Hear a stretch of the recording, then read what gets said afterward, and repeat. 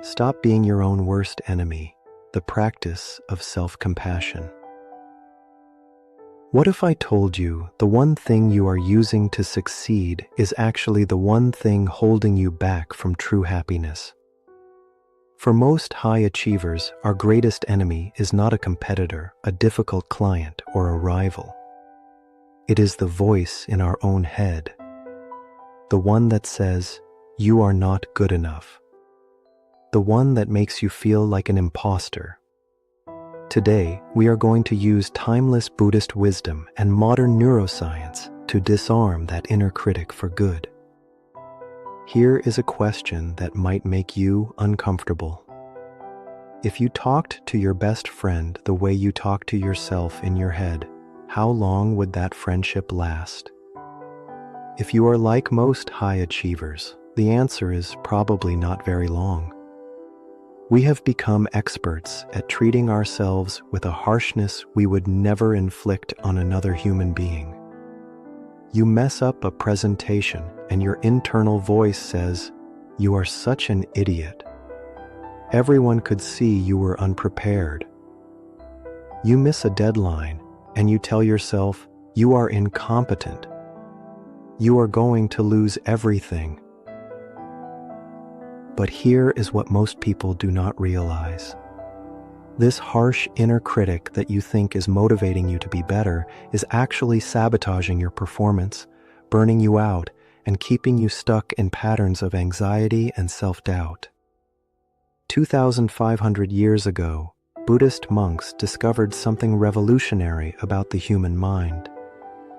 They found that the same mental training they used to cultivate love and kindness toward others could be turned inward toward themselves.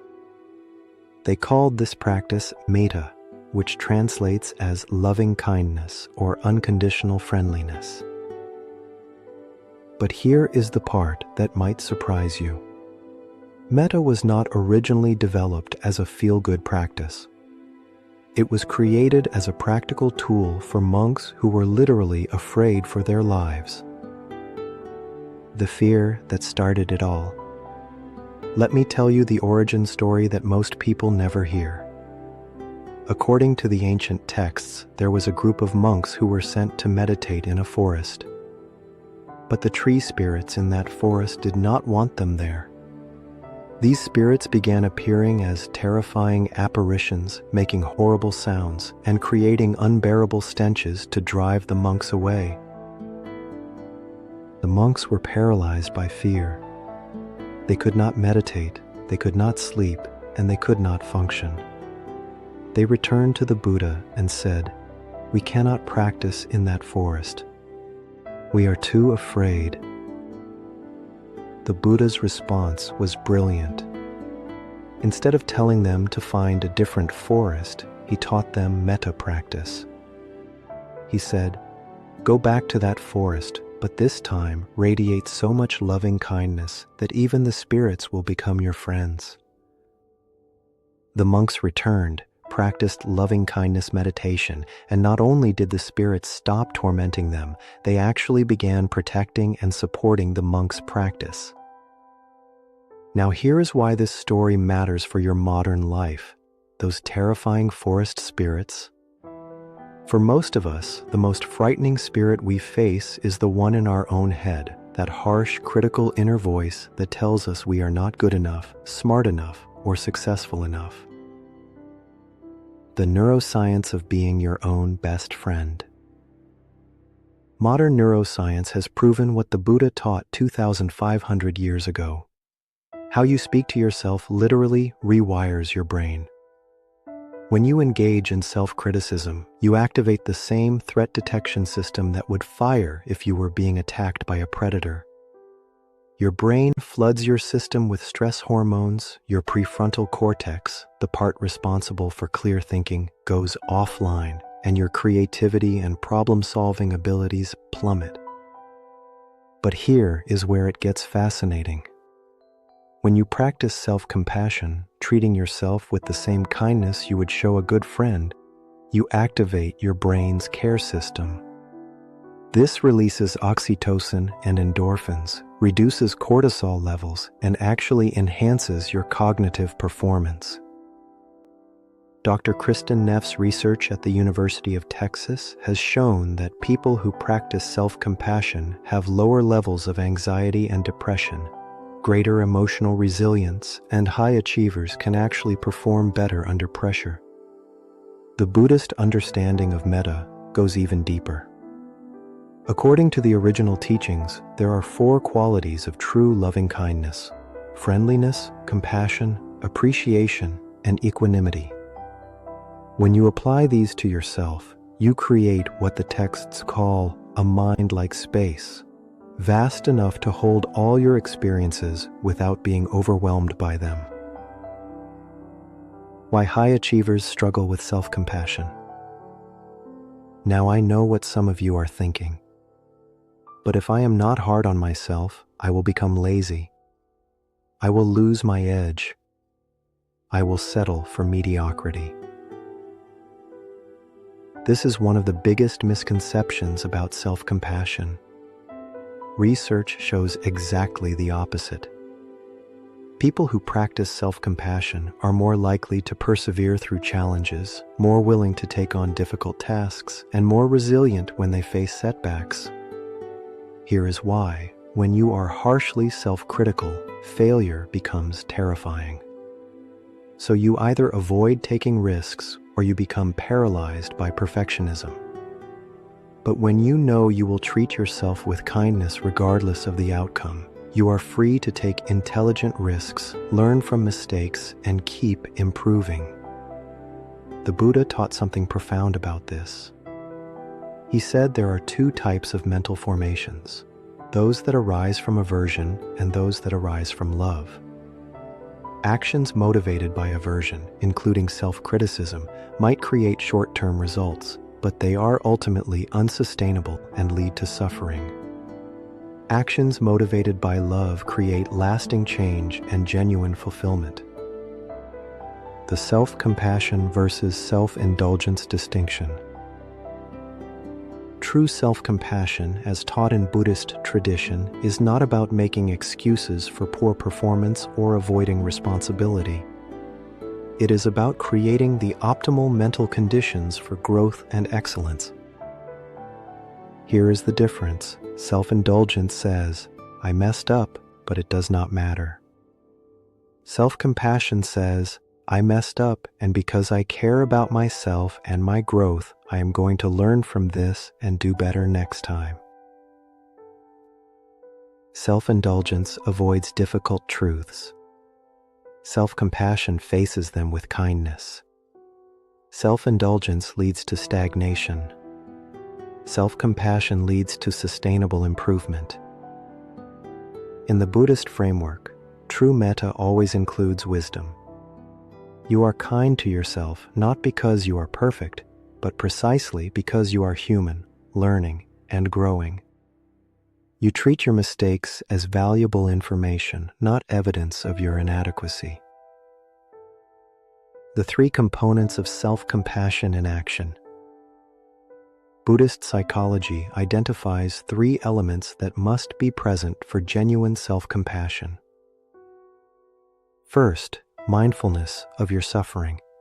Instead of getting lost in self-critical thoughts, you step back and observe them.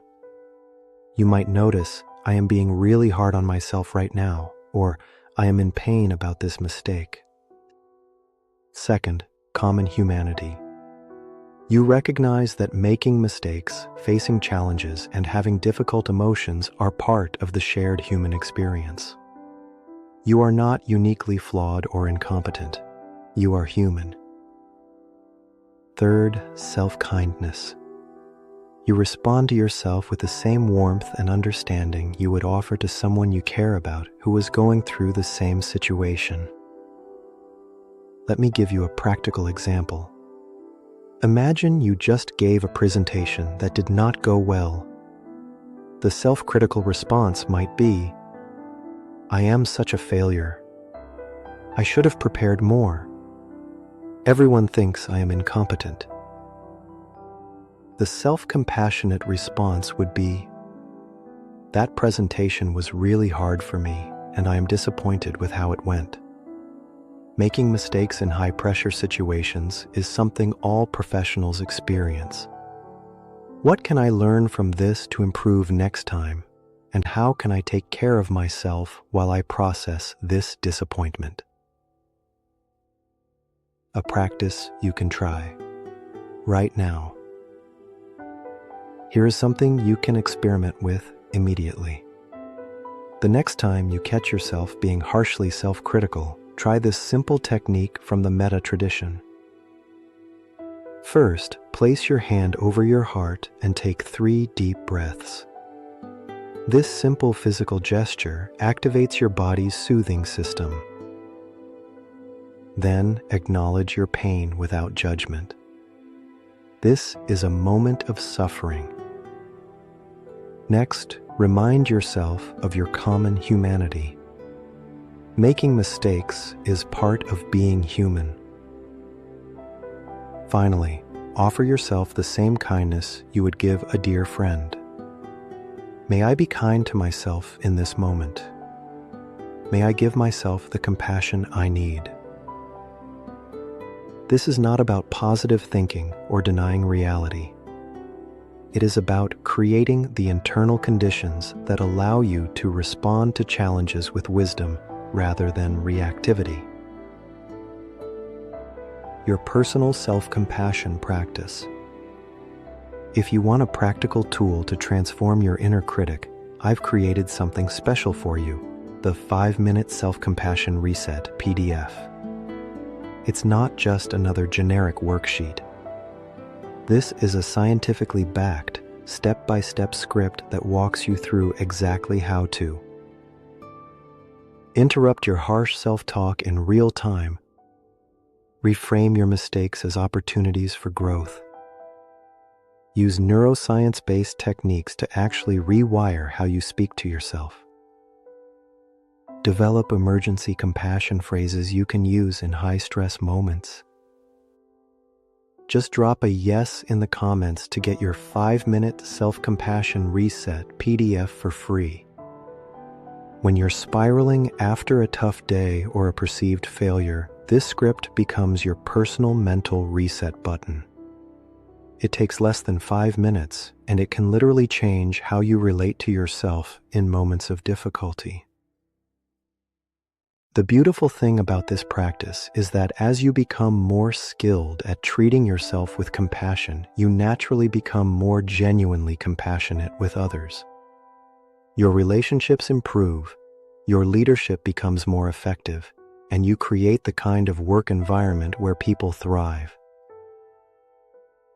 The ultimate performance hack. Here is something that might shift your perspective completely. Self-compassion is not just about feeling better. It is about performing better. When your internal environment is characterized by support rather than attack, your brain functions optimally. You take better risks, learn from mistakes more quickly, and maintain the emotional resilience needed for sustained high performance. The ancient Buddhist texts put it beautifully. Hatred is never appeased by hatred in this world. By non-hatred alone is hatred appeased. This is a law eternal. The same principle applies to your relationship with yourself. Harshness toward yourself will never create the excellence you are seeking. Only kindness combined with wisdom can do that. Your inner critic convinced you that it was helping you succeed. But what if your inner mentor, wise, supportive, and genuinely invested in your growth, could do the job better? The practice of Metta teaches you to become your own best coach. Someone who sees your potential clearly, supports you through difficulties, celebrates your progress, and guides you toward excellence with patience and wisdom. Remember, you are going to spend the rest of your life with yourself. You might as well make it a friendship worth having. If this resonates with you, I would love to hear how you are experimenting with being kinder to yourself in the comments below. And if you found this helpful, consider subscribing. We explore practical wisdom from Buddhist tradition every week that can bring more peace, clarity, and effectiveness to your daily life. Until next time, may you be your own best friend.